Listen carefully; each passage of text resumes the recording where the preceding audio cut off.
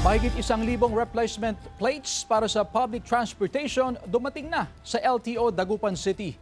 Silipin sa report.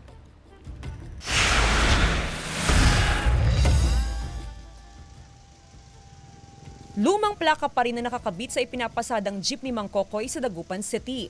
Makailang beses na raw siya nagpabalik-balik sa LTO sa nakalipas na mga taon pero wala pa rin ang bagong plaka ng kanyang jeep. Mas maganda.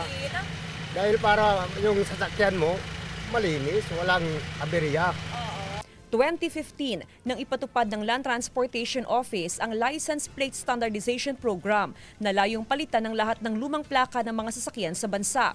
Magkakaroon ng iisang disenyo, dadagdagan ng security feature para maiwasan ang pamimeke. Matapos ang mahabang panahon na paghihintay ng mga tsuper, dumating na ang mahigit 1,000 replacement plate ng mga for-hire o yellow plate vehicle sa Dagupan City. Ito ay ang mga may plaka nagtatapos sa 1 hanggang 6. Yeah, yung sa replacement, binayaran kasi yan. Around year 2015, binayaran. So, they're entitled to makuha yung plaka nila. So, bibigay natin. Para kung din, yung parang katunayan na yung parang na-upgrade na ba yung plaka.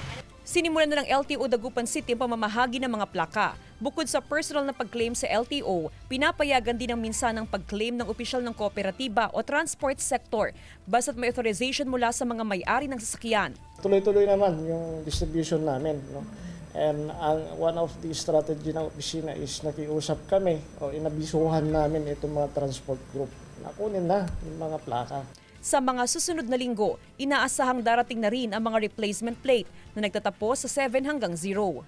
Kasama si Henry Dominsil, Jasmine Gabriel Galban, One North Central Luzon.